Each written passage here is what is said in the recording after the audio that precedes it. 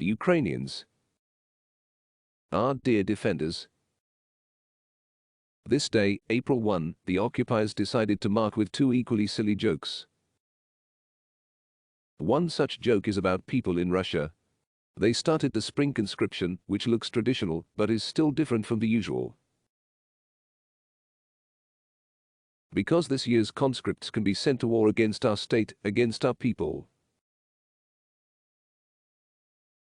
So, this is a guaranteed death for many very young guys.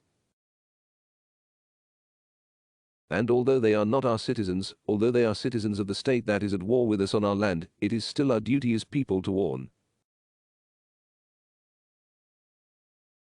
Warn each such conscript, their parents. We don't need more dead people here. Save your children so that they do not become villains. Don't send them to the army. Do whatever you can to keep them alive. At home, at their home. The Russians won't be told the whole truth about this conscription and about the fate of the conscripts. But still, if you can convey the truth to them, do it. I want to dwell on the fact that the Russian Federation is trying to take people into the army in Crimea. This is a violation of international humanitarian law and a war crime for which there will be responsibility. And which is also an argument for increasing sanctions against Russia. That's why I want to tell the people of Crimea, sabotage this story. At any stage. And if it doesn't work out, don't fulfill criminal orders and surrender to the armed forces of Ukraine at the first opportunity. We will understand everything. You will live. The occupiers played a second very silly April Fool's joke with some residents of the southern regions of Ukraine, where Russian troops had temporarily entered. They point some Gauleiters, some temporary leaders. And they are threatening employees of enterprises and authorities to cooperate with these deceived appointees. My message to them is simple. The responsibility for collaboration is inevitable. Tomorrow or the day after tomorrow is a secondary issue. The main thing is the inevitability that justice will be restored. Therefore, everyone who became a Gauleiter can already register somewhere in Rostov. And there will be problems for cooperation with them or with the occupiers directly. This is the last warning. The occupiers are withdrawing forces in the north of our country. The withdrawal is slow but noticeable. Somewhere they are expelled with battles. Somewhere they leave positions on their own. After them a complete disaster and many dangers are left. It's true. Firstly, the bombing may continue. Secondly, they are mining all this territory. Mining houses, equipment, even the bodies of killed people.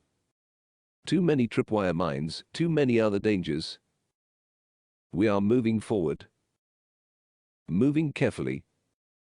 And everyone who returns to this area must also be very careful. It is still impossible to return to normal life as it was. Even in the areas we return after the fighting. You will have to wait. Wait for our land to be cleared. Wait until you can be assured that new shelling is impossible.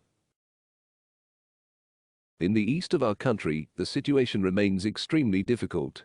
The Russian militaries are being accumulated in Donbas, in the Kharkiv direction. They are preparing for new powerful blows. We are preparing for even more active defense. We use all opportunities, both internal and external. Necessarily, I emphasize once again, hard battles lie ahead. Now we cannot think that we have already passed all the tests. We all strive for victory. But when it comes, everyone will see it. Everyone will feel that peace is coming.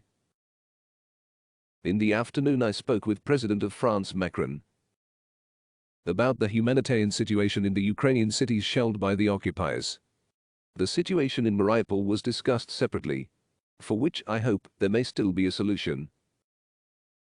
Europe has no right to react in silence to what is happening in our Mariupol. The whole world must react to this humanitarian catastrophe. Today humanitarian corridors worked in 3 regions: Donetsk, Luhansk, Zaporizhzhia, 6,266 people were rescued. In particular, 3,071 people from Mariupol. We are separately agreeing on the removal of the wounded and dead from the city. Our military, our civilians, all citizens. We are talking about this with Turkey as a mediator. Hopefully I will be able to report the details soon. In the afternoon I met with President of the European Parliament Roberta Metsola. Met in Kiev. I am grateful to her for this important visit, which demonstrates to some other politicians that courage at a time like this is one of the most important traits for a politician. We talked about how to accelerate Ukraine's accession to the European Union. There are specifics. We also talked about arms supplies and support of European parliamentarians in this. And also about the sanctions policy, about a deeper sanctions policy against Russia. Because if there is an embargo, then it is an embargo. If there is SWIFT, then it is for all banks. And if it is business with Russia, it is not just a suspension of activities, but a complete withdrawal of European companies from the Russian market. Traditionally, I signed a decree on awarding our defenders 7 servicemen of the State Service for Special Communication and Information Protection. 2 of them posthumously. Eternal memory to all who died for Ukraine. Eternal gratitude to our defenders. And finally, tomorrow, April 2, Ukrainian Muslims together with all Muslims of the world will celebrate the holy month of Ramadan. Sincere prayers, mutual forgiveness and good deeds characterize this month. But in Ukraine, another virtue is added: loyalty to brothers in arms and your people in battles.